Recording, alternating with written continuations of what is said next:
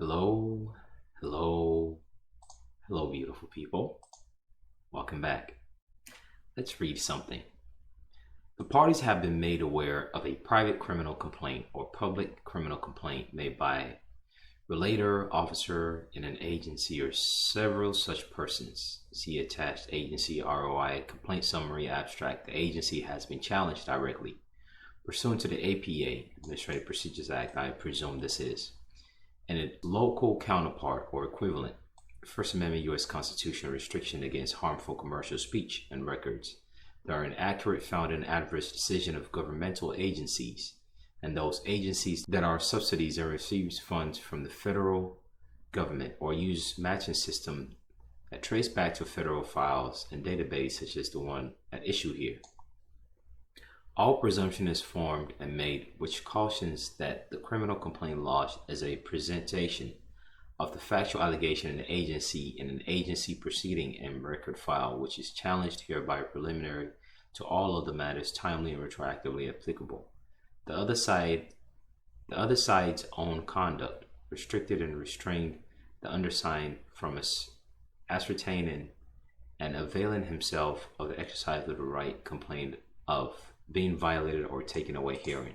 See, all that we just read is a perfect example of someone trying to sound sophisticated. All they're saying is that jurisdiction doesn't exist and there's a financial interest that contradicts the Constitution secured right. You can speak as smart as you want and as sophisticated as you want.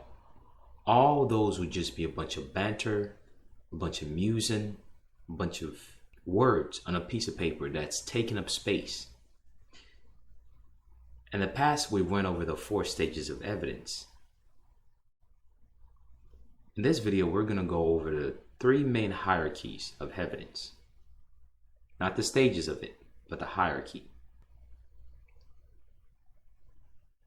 In a criminal case, the evidence is looked at whether it goes, quote, beyond reasonable doubt. In a civil case, the equivalence of that is called preponderance of evidence.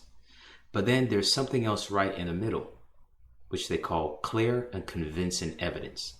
Things like this and documents like these that people put on, they write, sound sophisticated. Listen to this. Thusly note is taken that there is an assistant state attorney, quote, type person involved to comply with the requirements in implied in rem cases, fashioned after a bill of Middlesex type transaction, middle-aged European case type, where the charge is made out privately, but the sovereign is invoked to cause penalties and amendment.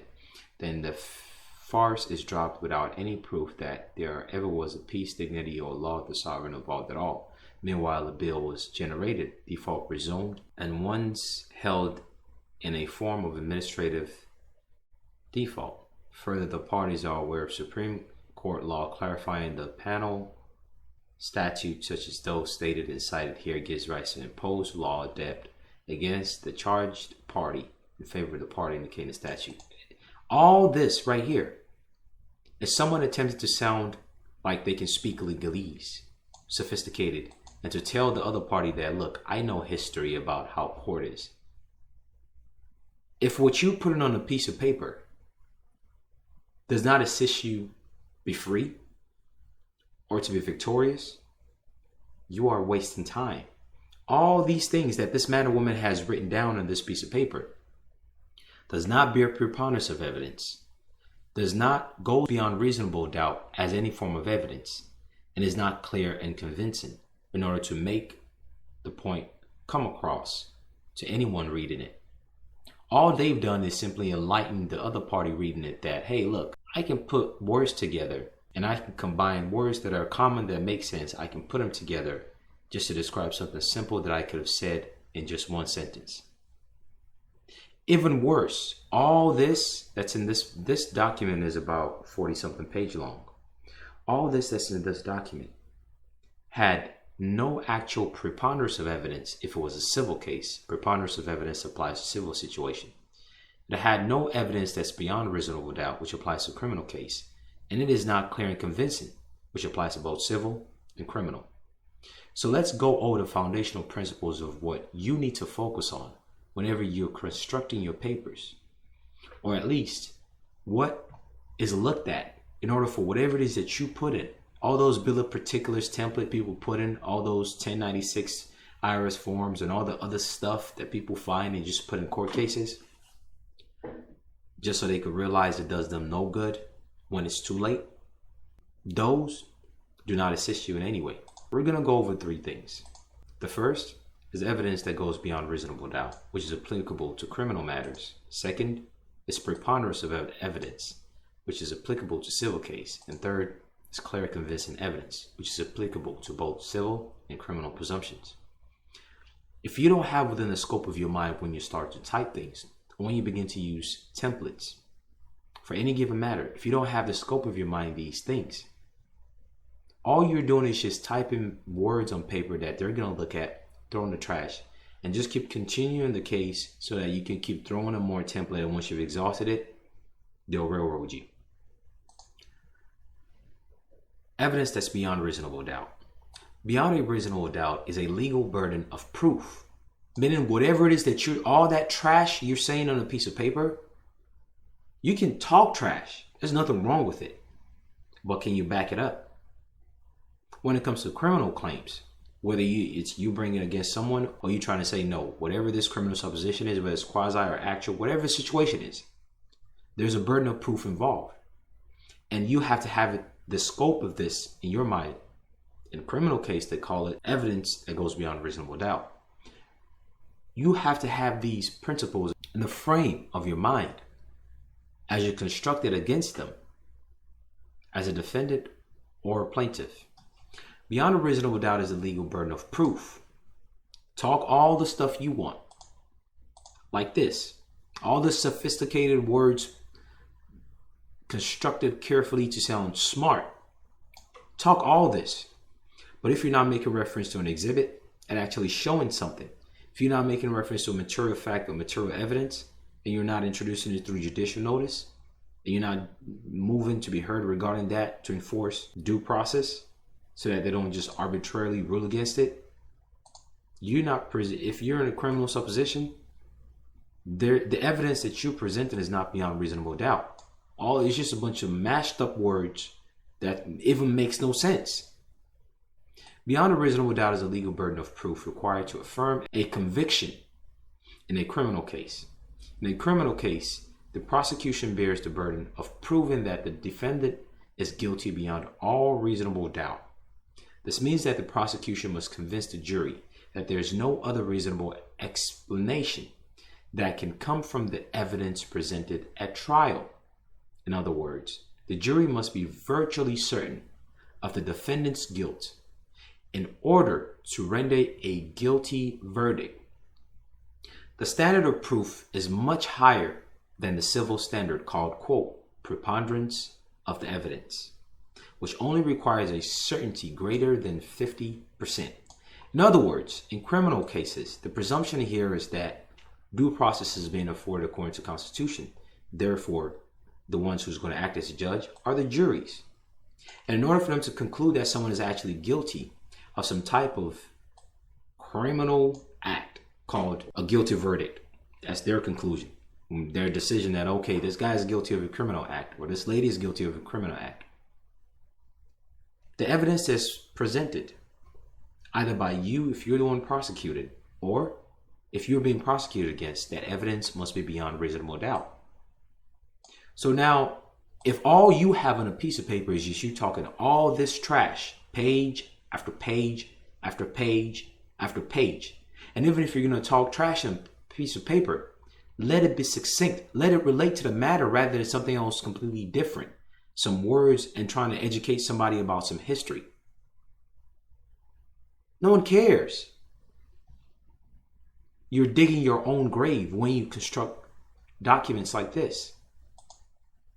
Be straight, be simple, get to the point.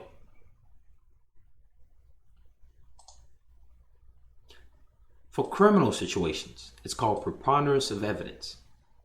Remember the previous video we went over the 4 stages of evidence of how they look at the scope, the admissibility, the authenticity, and whether there is exceptions. But those 4 stages of evidence will not even be triggered if what you're saying and what you're putting in does not even align with that thing called evidence, meaning you can talk all the trash and all the paper you want. If that paper that you're putting in does not qualify as an evidence, nothing that you put on there can be to your favor, because evidence is how cases are won. On a civil case, they call it preponderance of evidence, which is more lenient. In a criminal case, since it's usually more serious and involves bodily harm or something so serious that it affects the ebbs and flow of society, in a criminal charge, they call it beyond reasonable doubt. So the standard is a little bit higher. So you have to clearly prove it so that there's no guess, ifs, and or buts in the mind of whoever it is that's trying to conclude that this is right or wrong. For criminal. For civil, it's called preponderance of evidence. What are the substance behind this thing? You don't have to be 100%, but just give us enough so that we can think about it and go, you know what? Based on what you gave, I can conclude based on my reason and say this amount that you've prevented suffice. And here it is for civil case.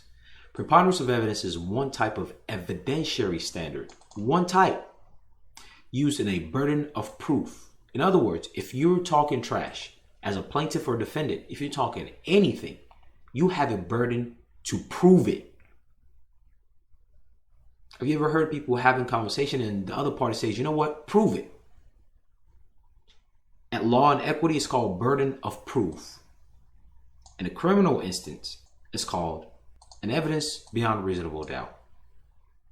You see this word burden of proof here? The same thing applies. Burden of proof. The only difference is for civil cases, it's called preponderance of evidence, meaning there's less scrutiny applied.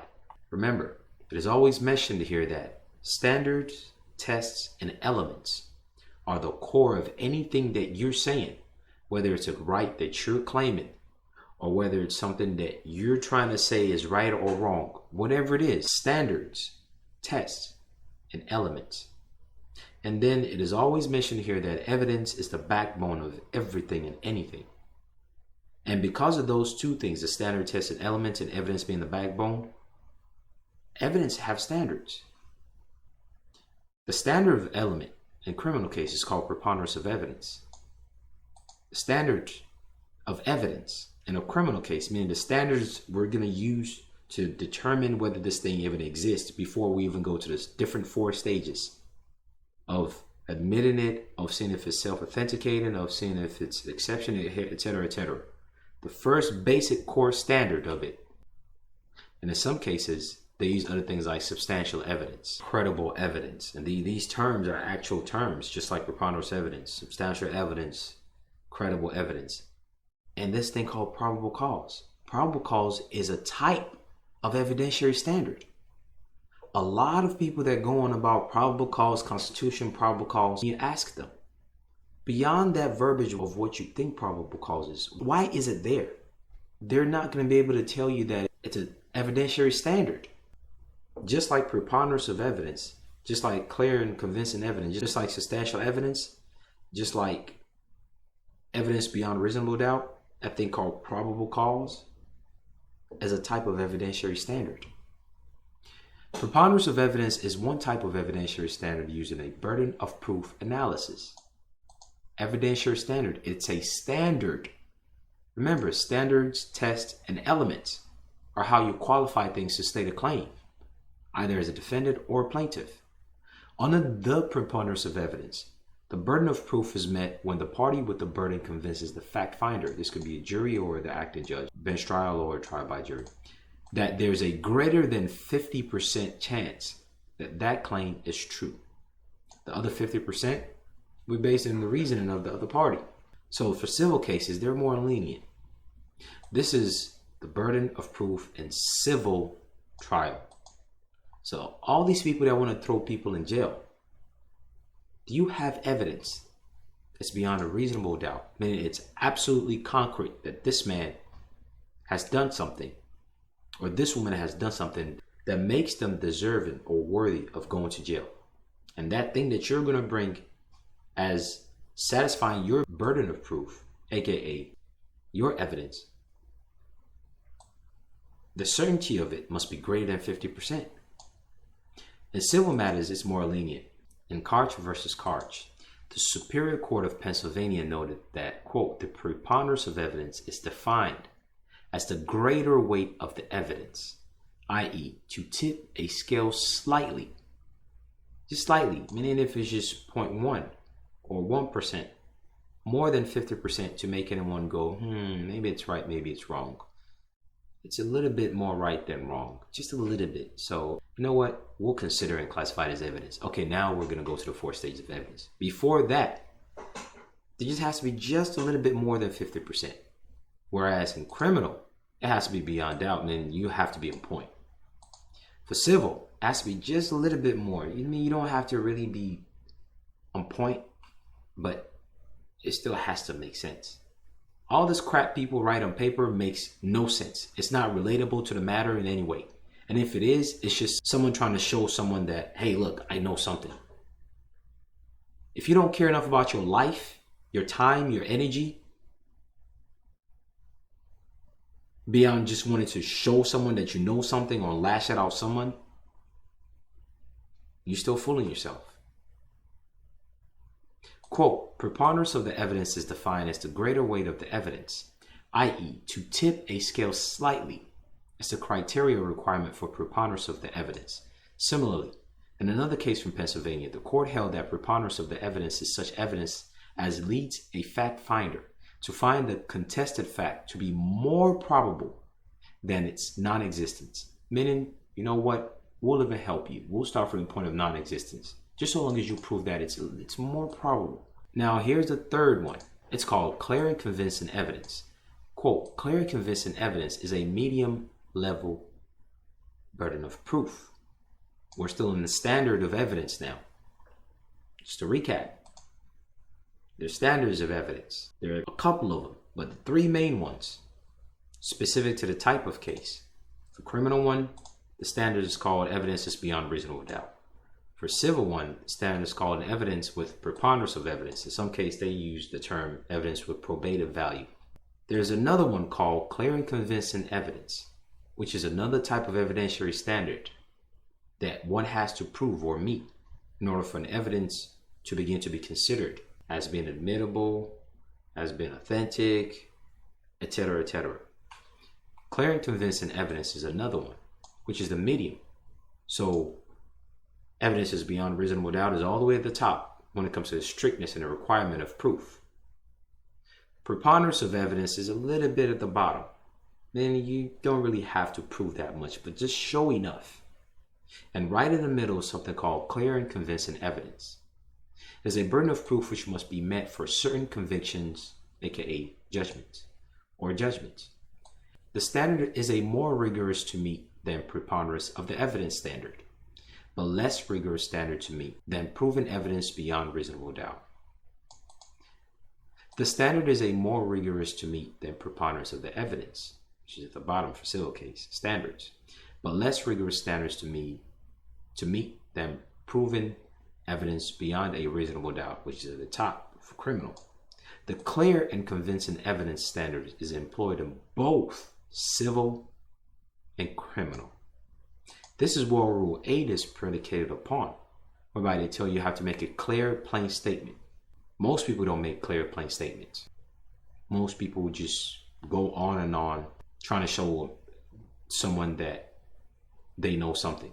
The point you should be trying to prove is not that you know something. The point you should be trying to prove is the specific subject matter. According to the Supreme Court in Colorado versus New Mexico, 1984, quote, clear and convincing means that the evidence is highly and substantially, aka substantial evidence, more likely to be true than untrue. In other words, the fact finder, aka the acting judge or the jury, must be convinced that the contention is highly probable, aka probable cause.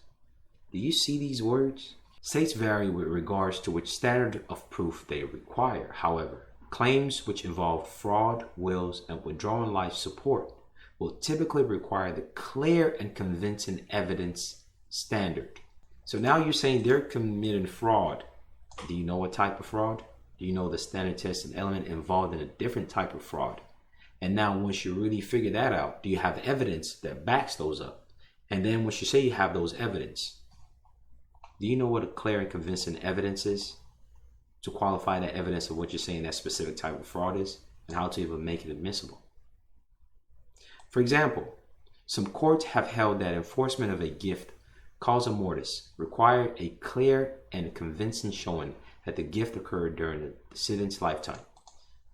See, this right here, this concept of gift causa mortis is usually when people try to use trust to enrich their children and whatnot, whereby kind of like how McDonald's did, the guy who eventually took over McDonald's from the two brothers, how he basically got hold of the land and then started leasing it to the franchisees, or how Donald Trump's father used the use of land and principles of land to pass inheritance to his children, despite building things on it, and then lease the building out, but he still owns the land, and then pass it on to the children. That's what they're speaking about when it comes to gift causa mortis. When you're giving people stuff, when it comes to trust relationship, and upon someone passing away and whatnot, and still retaining the ownership. Just a short overview. Gift causa mortis is a Latin phrase used to refer to gift made in contemplation of death, which differ from the gift from made inter vivos, meaning while you're alive. Inter vivos refers to the average gift made between individuals who do not have high chances of mortality, blah, blah, blah. But overall, those are the three main types for criminal cases, which is at the top. The standards of evidence is evidence beyond reasonable doubt. At the bottom is preponderance of evidence, which is civil. At the middle is evidence that is clear and convincing, which is right in the middle.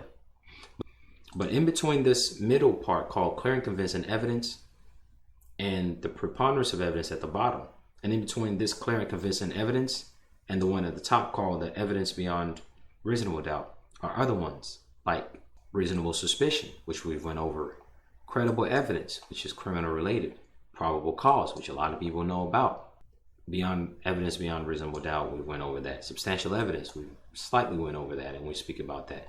Clear and convincing evidence, we went over that. Preponderance of the evidence, we went over that. And the burden of proof being basically a standard of evidence. These are the rudimentary stuff anyone needs to know before they start talking some trash about having a right. If you don't know this, they will dismiss your case, ignore you, or treat you like you were trash. You get upset, and once you get to that point, it will be hard to stop yourself, because you're like a train just going and a momentum just can't be stopped because you're upset. But the only one you ought to be upset at is yourself. If you're going out here saying you have rights and you don't comprehend the terrain of the intricacies of what those rights are beyond the summary listed in the amendments, you're still lying to yourself. Don't do that. Come back to reality. Learn the intricacies and educate yourself about how things work. All this complex, feel good, sound smart, sound sharp stuff. All these templates out there that's loose. PDFs people casually sharing and carrying around. I'm telling you, you're setting yourself up if you don't know these things. Educate yourself on how things work, and you'll start to see clearly all the flaws in all these PDF templates out here. Until next time, take care.